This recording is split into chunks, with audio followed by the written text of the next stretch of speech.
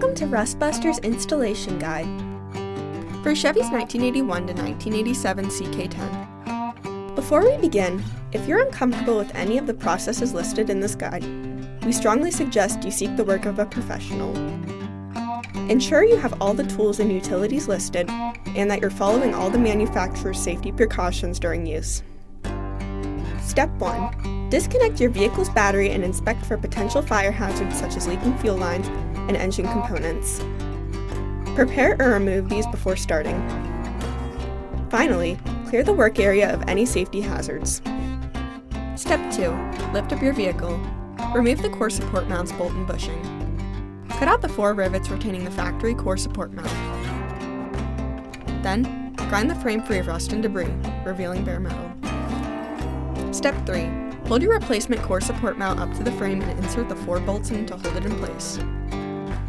With a 14mm socket and 15mm wrench, screw in the 4 included bolts and nuts. Finally, paint the part with primer or other rust inhibitor to help prevent or reduce the risk of rust formation. We recommend our Rustbuster Rust Converter and Primer Spray Paint. Reinstall your core support mount's bolt and bushing. Then you're done!